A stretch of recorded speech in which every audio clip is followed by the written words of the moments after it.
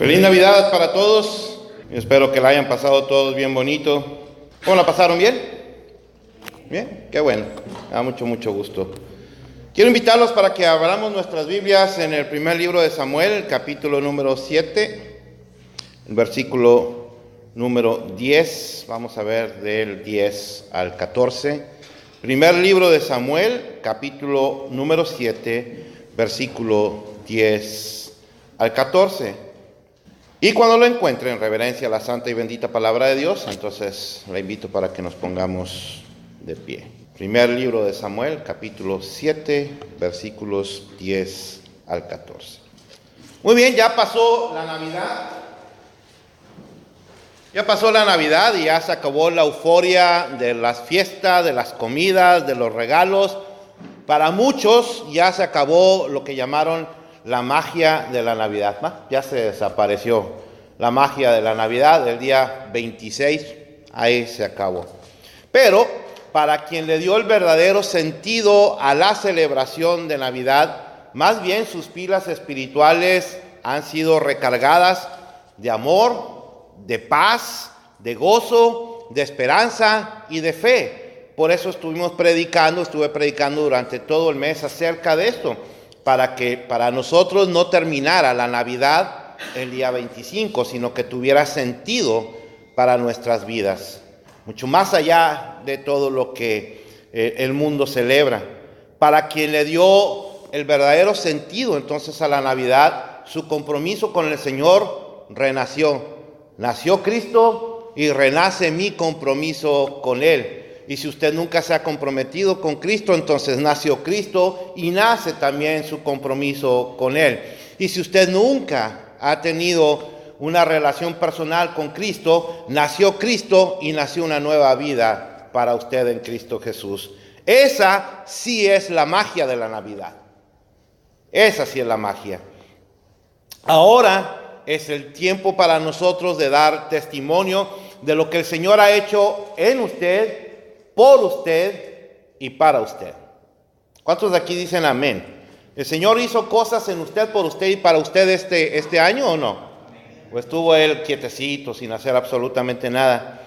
Entonces, si el Señor ha hecho algo en usted, por usted y para usted, es el tiempo ahora de darlo a conocer con aquellas personas que no lo conocen o que tienen una idea muy equivocada acerca de quién es Él. Es el tiempo de testificar, no nada más con los que no lo conocen, pero también con los que lo conocen, con los creyentes que están pasando por situaciones bien difíciles en la vida, que los hace entonces debilitarse en la fe, para que nosotros podamos llevar esa palabra de ánimo, esa palabra de bendición para ellos, esa palabra que necesitan. Así que para usted y para mí, Navidad significó un tiempo de cambio para mejorar. Y esa sí es también la magia de la Navidad.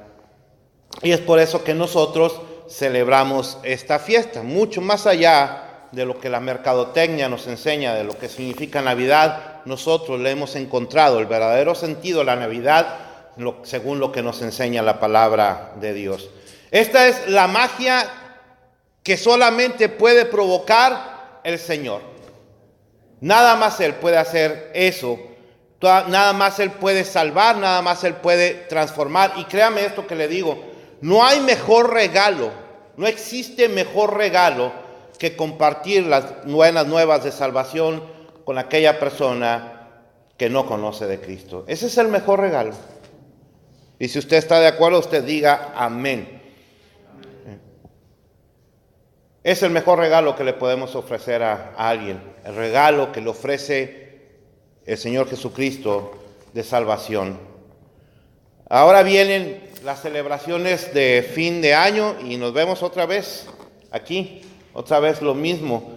Y alguien puede decir, bueno, pues que estos cristianos no tienen otra cosa que hacer, ¿verdad? Nomás se la pasan en la iglesia, qué aburridos. ¿Nunca han escuchado ustedes eso? ¿No les han dicho eso? Que nosotros somos aburridos, que nomás nos la pasamos en la iglesia. Algunas personas consideran a los cristianos como personas amargadas, que siempre estamos así,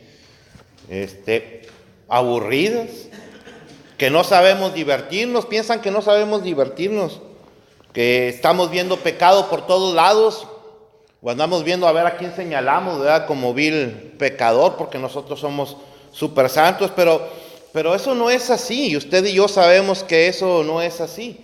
Esa es la imagen que nos han levantado, una imagen que es muy equivocada, pero una persona que piensa así, piensa de esa manera porque o no conoce a Cristo, no conoce a los cristianos y no sabe lo que Cristo significa para los cristianos.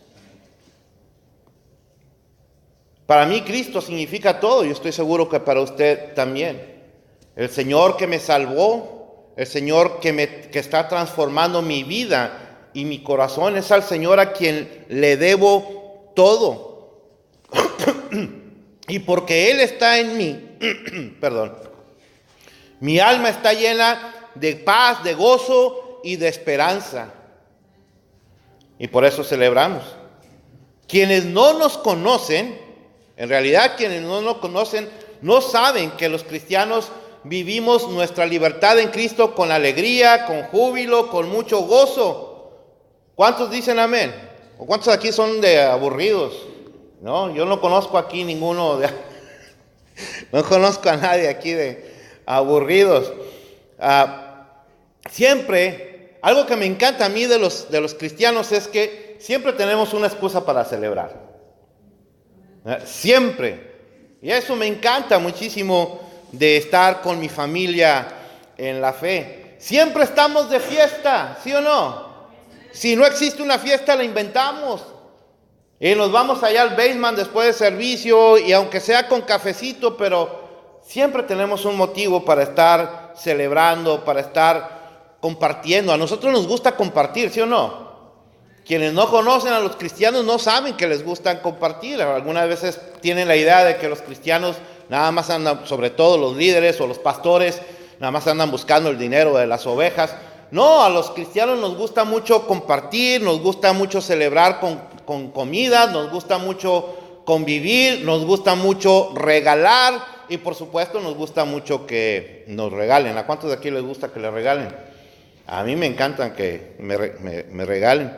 Pero el centro de todas nuestras celebraciones se llama Jesús, se llama Cristo. Es el centro de todas nuestras celebraciones. Y el motivo que nos empuja para celebrar entonces siempre va a ser el amor y el agradecimiento que tenemos al Señor Jesús. Esta es la única diferencia entre las fiestas de nosotros y las fiestas del mundo. Es la única diferencia, aunque quisiera decir o debiera decir la gran diferencia entre las fiestas de nosotros y las fiestas de los demás. Nosotros no somos aburridos, no somos amargados, no andamos viendo pecado por todos lados. Nosotros nos encanta divertirnos, nos encanta hacer fiesta por todo, nos encanta reír. Amén. Muy bien. Y muchos de la congregación se ponen a prueba cuando hablamos de reír, cuando yo cuento chistes malos y se tienen que reír, ¿verdad? Entonces eso yo lo celebro. Muchísimas gracias por eso. Mis queridos hermanos, me hacen sentir bastante bien. Hoy estamos celebrando una nueva fiesta. Resulta que los cristianos siempre andamos de fiesta.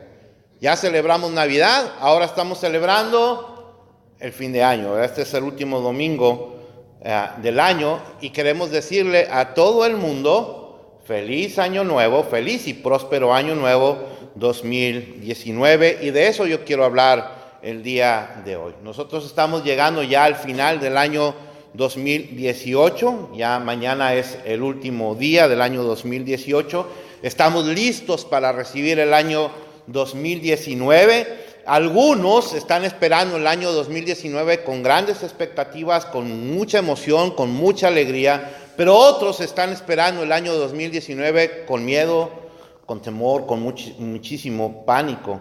La diferencia entre unos y otros depende de quién es Cristo en tu vida.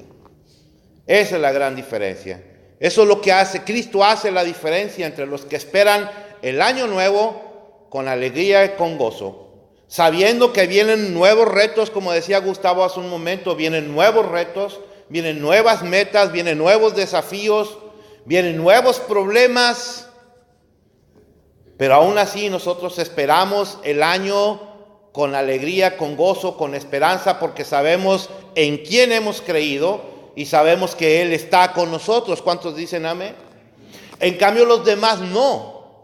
Los demás no. Los demás tienen que depender de sus propias fuerzas, y si desde ahorita están viendo las cosas bien difíciles, pues entonces desde ahorita están diciendo, el año que viene va a ser un año imposible. El año que viene me va a ir peor que el año que terminó. La diferencia la hace Cristo. Porque cuando Cristo está en su vida, entonces significa que usted realmente le ha creído al Señor, confía en el Señor, permanece firme en el Señor a pesar de lo que venga, a pesar de lo que se vea. Usted se mantiene firme, le ama, le alaba, le sirve, le sigue con todo su corazón. Y cuando eso pase, créame, mi amado hermano y hermana, no va a haber tiempo para la debilidad. No estoy diciendo que no va a haber problemas que nos entristezcan, ojalá que no los haya, pero lo más probable es que sí vaya a haber situaciones de mucha tristeza en su vida y en mi vida. Pero eso no quita que a pesar de los problemas, de los sinsabores de la vida, nuestras almas estén llenas de paz, de gozo y de esperanza en el Señor. Con la nación de Israel pasó algo muy similar de lo que estoy hablando. Lo que estaba diciendo acerca de la diferencia que hace cuando Dios está en tu vida y cuando no está en la vida de las personas. Con Israel estaba pasando algo muy similar, pero antes de entrar a ese relato bíblico que es hermoso, es uno de mis favoritos en la palabra de Dios, y espero que se convierta también en su lema de batalla durante este año 2019. Antes de entrar a eso, vamos a ubicarnos para entender de qué estamos hablando. Resulta que había un pueblo llamado los filisteos, y los filisteos tenían un ejército que era de los ejércitos más crueles, más despiadados, y sobre todo era el ejército que superarchirrecontraodiaba a los israelitas. No los podían ver. Para que ustedes tengan una idea, Goliat, el gigante Goliat, era uno de la familia de los filisteos, o del pueblo de los filisteos.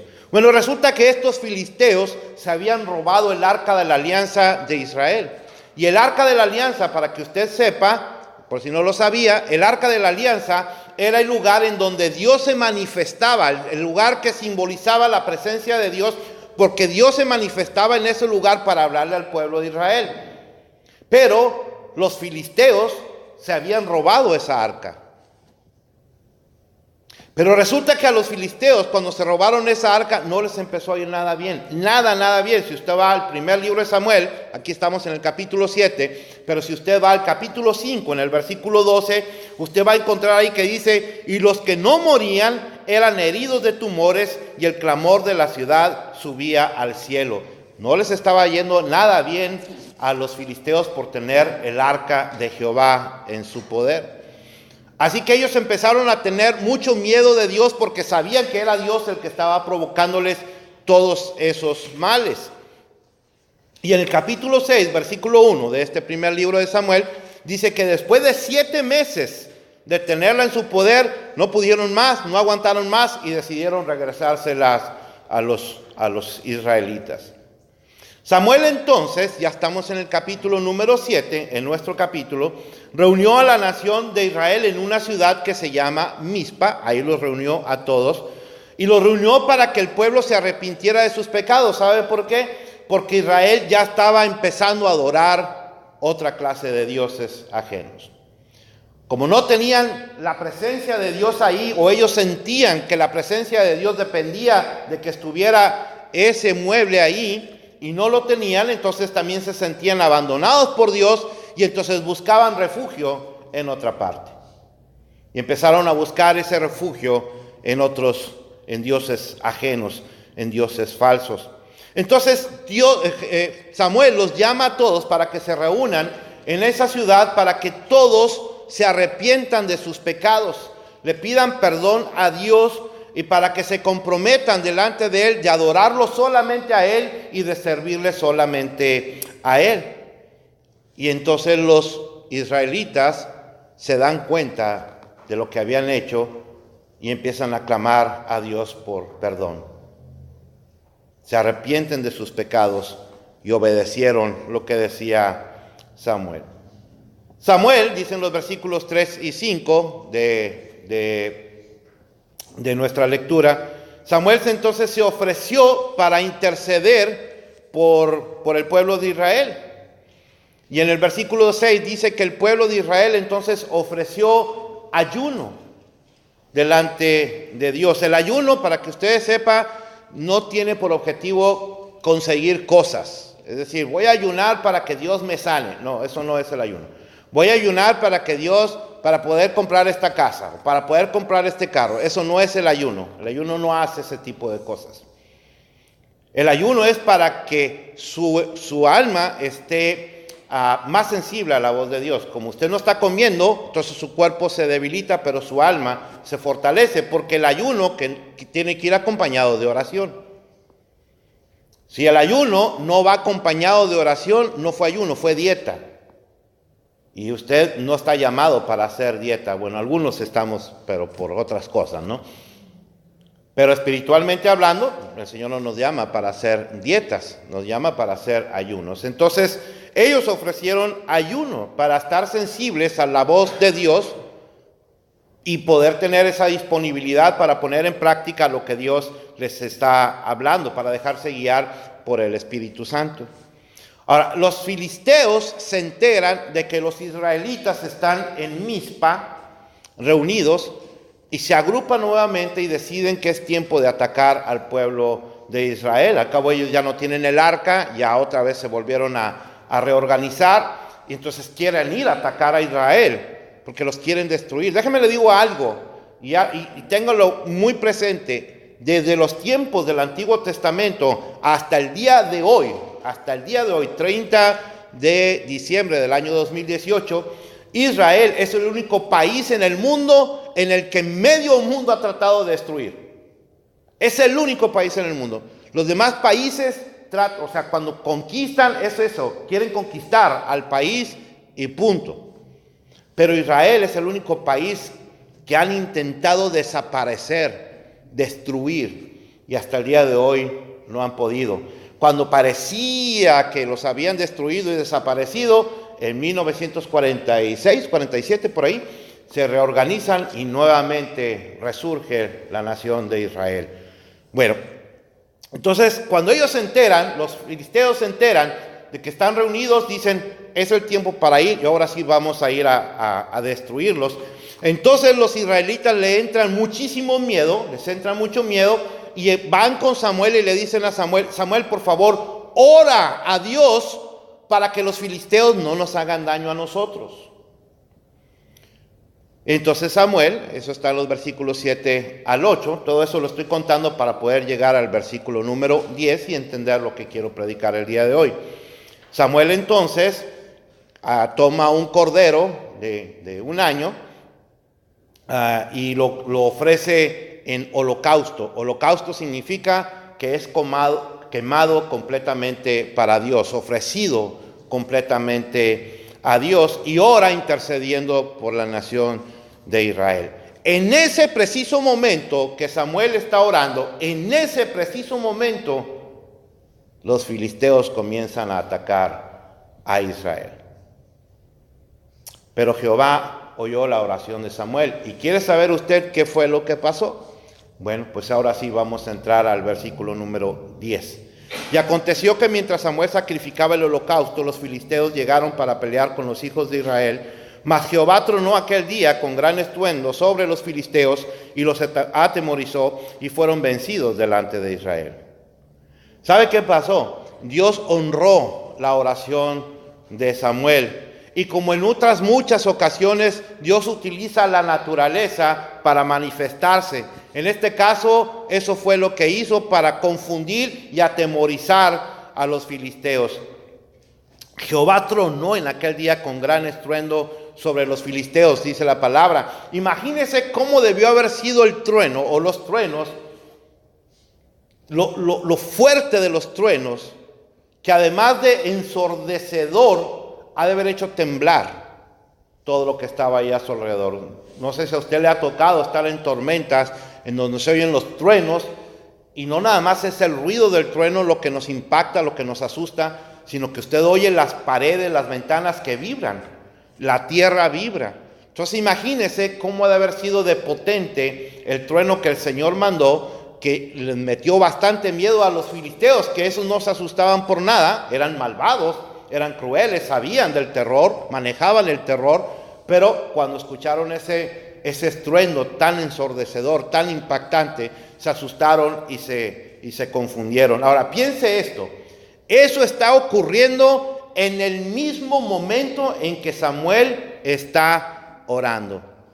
En ese momento los filisteos, dice la palabra, que fueron vencidos. ¿Sabe por qué? Porque Samuel oró con fe. Samuel no tenía miedo. Samuel sabía que su Dios era más poderoso que el ejército más poderoso, más cruel y más invencible del mundo en ese momento. Así que él oró con fe. Y bien dice el Señor Jesucristo, Mateo capítulo 17, versículo 20, que la fe es tan poderosa que es capaz de mover, ¿qué cosa? Montañas. La fe es tan poderosa que es capaz de mover montañas y más, dice el Señor, y entonces nada os será imposible, dice la palabra del Señor.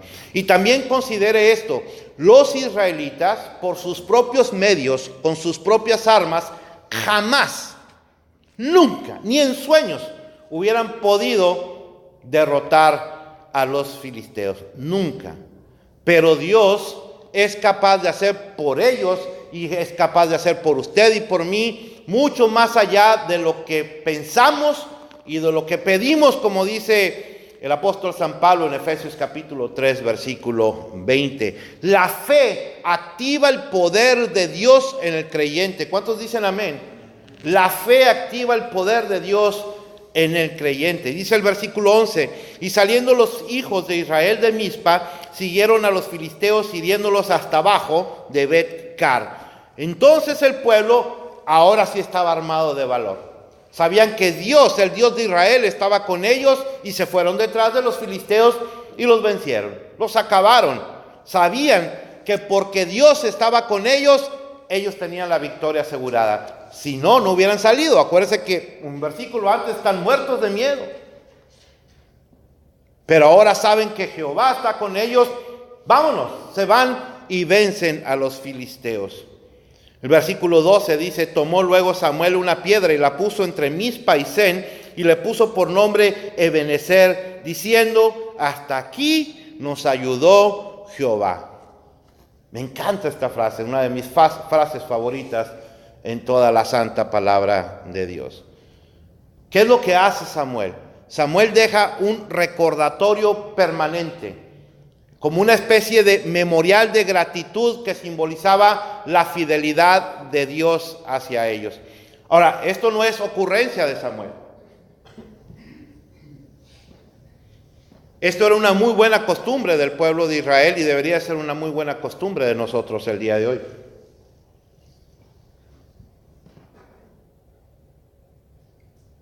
Cada vez que el Señor hacía algo grande, algo muy bueno por el pueblo, ellos tenían la costumbre de levantar una piedra que era como una especie de monumento que significaba que Dios hizo algo por ellos ahí. Por ejemplo, si usted va a Génesis capítulo 28, versículo 18, usted va a ver ahí a Jacob que levanta un monumento cuando Dios se manifiesta con él, y ya sabemos lo que pasó con Jacob. Se convirtió, Dios le cambió inclusive el nombre a Israel.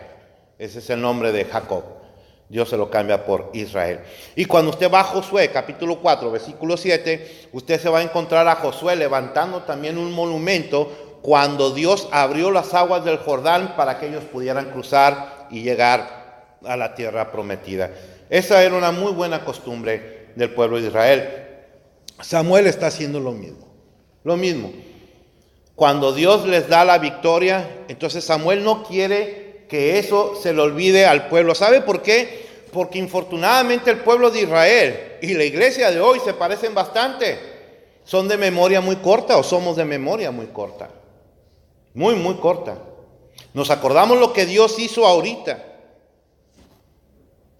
Pero después lo damos por hecho y ya no nos importa. ¿Cuántos de nosotros, yo decía la vez pasada, cuántos de nosotros damos gracias a Dios por nuestra salvación todos los días? Y ahí está la prueba de cuán agradecido o cuán refrescante tenemos ese agradecimiento a Dios por la salvación. Muchos de nosotros no lo hacemos, lo damos por hecho, nada más. Bueno, Samuel no quiere que eso pase, no quiere que se le olvide al pueblo de Israel que Dios está ahí con ellos, no quiere que se le olvide la fidelidad de Dios, la bondad de Dios, la misericordia de Dios, y entonces levanta una piedra al cual le pone por nombre Eben-Ezer. ¿Y sabe qué es lo que significa Eben-Ezer en hebreo? Significa piedra de ayuda, piedra de ayuda. Y entonces Samuel explica por qué le puso ese nombre. Y dice, porque hasta aquí nos ayudó Jehová. Tremendo. Ahora, ¿qué significa hasta aquí nos ayudó Jehová? Déjame le digo lo que no significa. No significa que Dios ya no los va a ayudar más. O sea, hasta aquí nos ayudó, ya de aquí en adelante a ver cómo lo hacemos. No, eso no significa hasta aquí nos ayudó Jehová. Más bien significa que está la puerta abierta para que Dios siga haciendo cosas por ellos, para ellos y en ellos. Significa que Dios, que gracias a Dios habían llegado a concluir una meta, pero todavía faltan muchas más metas por llegar. Era una manera de expresar su agradecimiento a Dios por las metas que acababan de alcanzar. En este caso, de ser libre de los filisteos, que realmente, mi amado hermano y hermana, eran una molestia para el pueblo de Israel. Eran crueles, eran despiadados y eran muchos, en términos de número, eran muchísimo más que los judíos. Los podían, pero aplastar en cualquier momento si Dios no hubiera estado con ellos. Dios hizo la diferencia y Dios sigue haciendo la diferencia. Entonces Samuel no quiere que se le olvide nada de eso al pueblo. No quiere. Y entonces levanta ese monumento para que sea tan grande como para que todos lo vean. Y hay quienes dicen, algunos escritores dicen que seguro hasta grabó en la piedra el nombre Eben-Ezer, porque hasta ahí los había ayudado Jehová. Es bueno realmente saber que Dios está con ellos y está con nosotros cuando trabajamos juntos para alcanzar metas. ¿Usted lo cree así o no? Amén. Por cierto, y hace un momento cantaban los muchachos del grupo de alabanza, por cierto, tanto en el Antiguo como en el Nuevo Testamento, cuando se habla de la persona de nuestro Señor Jesucristo, se refiere a Él como la roca. En el Nuevo Testamento más de 12 veces se refiere a Él como la roca. Y es así, porque Él es la roca firme. ¿Usted cree eso? Es la roca que nos salva. Cuando uno naufraga, esa es la roca que nos salva. Pero al mismo tiempo es la roca que si le cae a alguien, lo despedaza. Amén. Eso es nuestro Señor Jesucristo. Finalmente los versículos 3 y 14 dice, así fueron sometidos los filisteos y no volvieron a entrar más en el territorio de Israel, y la mano de Jehová estuvo contra los filisteos todos los días de Samuel, y fueron restituidas a los hijos de Israel las ciudades que los filisteos habían tomado a los israelitas, desde Crón hasta Gat, e Israel libró su territorio de mano de los filisteos, y hubo paz entre Israel y el amorreo. A los filisteos no les quedaron más ganas de volver a molestar a los israelitas, por lo menos por un buen tiempo.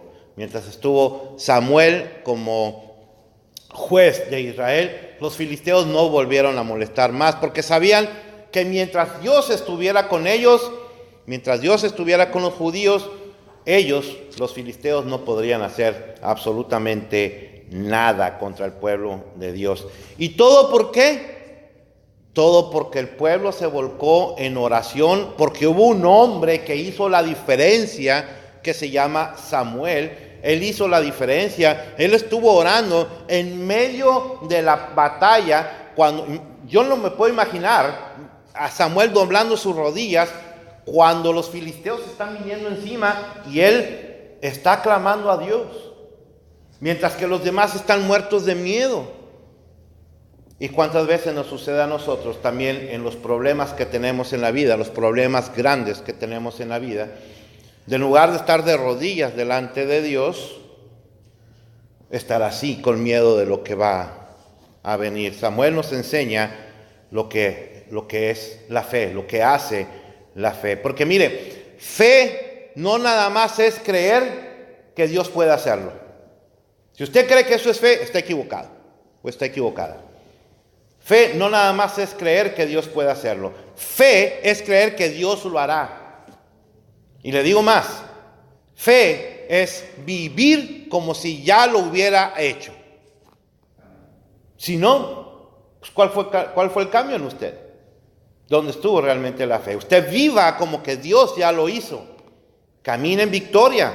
No importa si en el camino usted se encuentra batallas en donde pierde. Al final la guerra usted la va a ganar si la pelea con fe.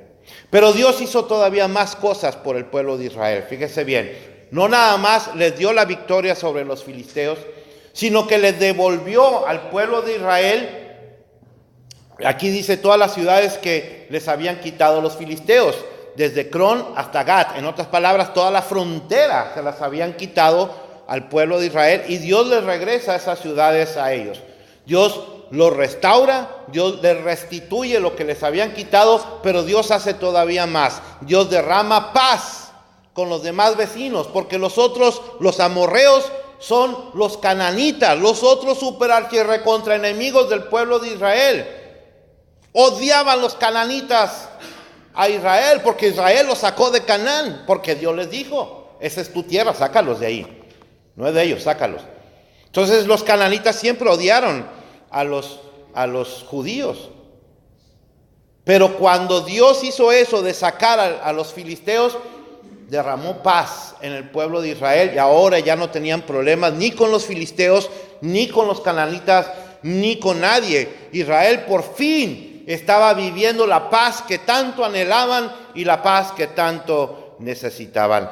Eso es el poder de Dios. Eso es lo que hace Dios. Lo hizo con Israel y lo hace con usted y lo hace conmigo. En conclusión, ¿cuántos dicen amén? ¿Usted realmente lo cree o no? Ojalá, porque hasta la forma de hablar de nosotros tiene que cambiar. Yo les he dicho algunas veces que yo le pregunto a algunas personas, hermano, ¿cómo está? Pues en la lucha. Pues seguramente vas perdiendo la lucha, ¿verdad? Porque, bueno, voy en victoria, vamos ganando, vamos avanzando.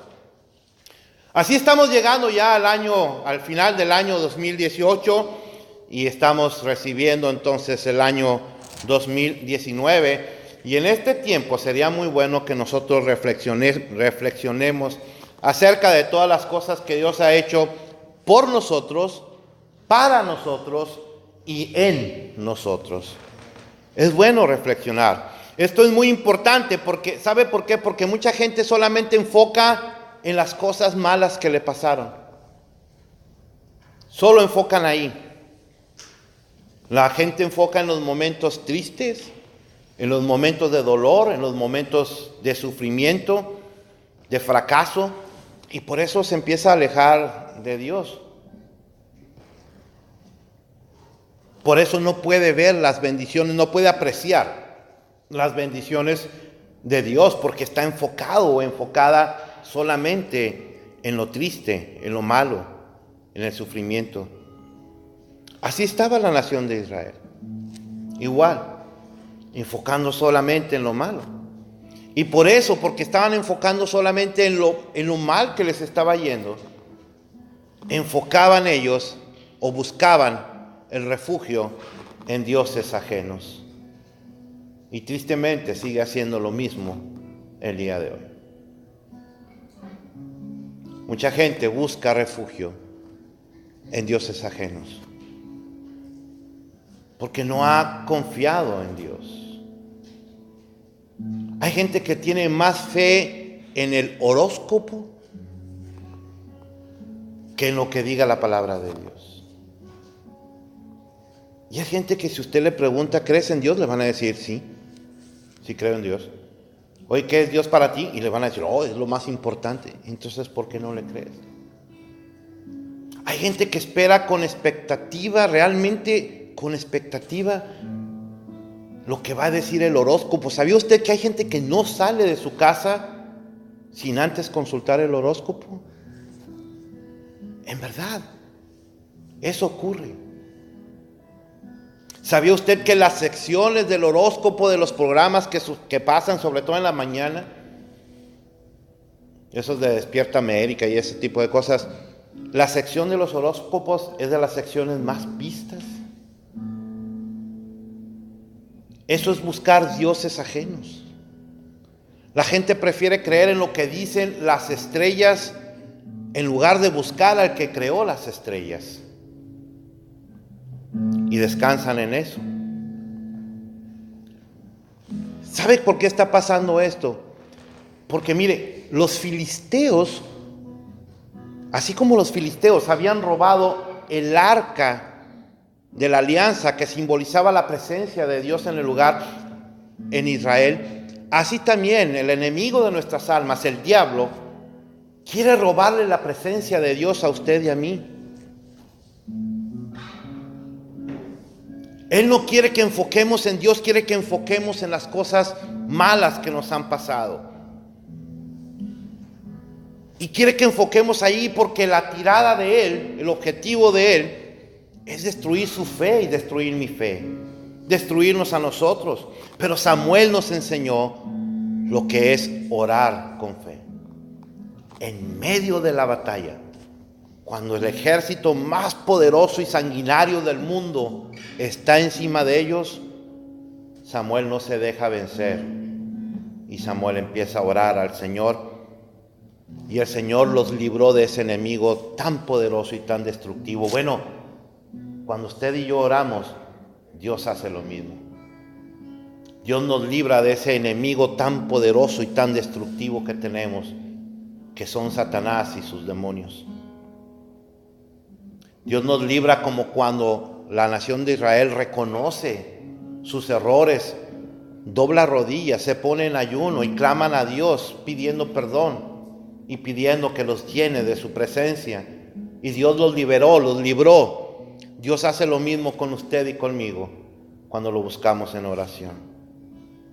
Y Samuel levantó en agradecimiento entonces ese monumento al que le puso por nombre Ebenezer, o roca de ayuda, diciendo, porque hasta aquí nos ayudó Jehová. ¿Y sabe por qué? Porque como dije hace un momento, a veces somos de memoria muy corta, porque enfocamos solamente en lo malo, en las dificultades. ¿De cuántas cosas, mi querido hermano y hermana? Piense nada más en esto. ¿De cuántas cosas no nos habrá librado Dios durante este año? ¿De cuántos males, de cuántos peligros nos habrá librado Dios este año? Y ni cuenta nos dimos por estar enfocando en lo malo que sí nos pasó. Pero cuando usted se pone en oración, seguramente el Espíritu Santo le va a traer a usted y a mí el recuerdo de lo que Dios ha hecho por nosotros este año. Porque yo le digo a usted esto: si usted ha llegado al final del año, no importa cómo llegó, todo maltratado, todo golpeado, o llegó en victoria, pero llegó. Usted llegó. Y si llegó es porque Dios estaba ahí con usted. Si no, no hubiera llegado. Se hubiera quedado en el camino. Así que este año que está por terminar, sería muy bueno hacer esa reflexión delante de Dios, en oración. Búsquelo al Señor. Tenemos tiempo para todo, menos para orar. Y la oración es tan importante en la vida del creyente. Es más, no es importante, es fundamental en la vida del creyente. Un creyente que no ora es como un barco sin timón, sin brújula, sin destino. Y cuando usted hace eso, entonces usted puede decir con confianza, Ebenezer, hasta aquí nos ayudó Jehová. Queriendo decirle gracias al Señor porque nos ha ayudado a cumplir una meta, pero también teniendo la esperanza de que Dios nos ayudará para cumplir más metas. Dios derramó la paz en Israel que tanto necesitaba. Déjeme decirle algo, la paz nosotros la encontramos únicamente en el Señor Jesucristo. Búsquelo a Él, como dice el apóstol Pablo en la carta a los Filipenses, que pongamos todas nuestras peticiones delante de Él con súplica y ruego.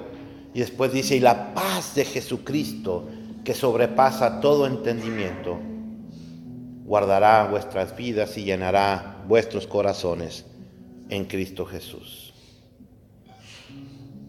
Israel nunca hubiera podido salir de donde estaba sin la ayuda de Dios. Y usted y yo vamos a estar y hemos estado en situaciones en las que nunca hubiéramos podido salir si no dependemos del Señor. Hay situaciones en las que no bastan sus habilidades, sus fuerzas, su conocimiento. Hay situaciones que están mucho más encima de eso y de las cuales solamente podemos salir de ahí cuando enfocamos en el Señor. Hoy el Señor nos ha enseñado a través de su siervo, el profeta Samuel, el poder de Dios que actúa en una persona que ora con fe. Es el poder de Dios obrando cuando usted ora con fe. Búsquelo de todo corazón y va a ver que entonces, igual que Samuel, usted va a poder decir, Ebenezer, hasta aquí nos ayudó Jehová. ¿Cuántos dicen amén? Aleluya. Vamos a alabar al Señor. Feliz año nuevo para todos. Que las bendiciones de Dios caigan en sobreabundancia en sus vidas y que este año sea mucho mejor en todo sentido, así en el material, en el físico, en el emocional y por supuesto en el espiritual. Que sea mucho, mucho mejor. Felicidades y vamos a alabar al Señor.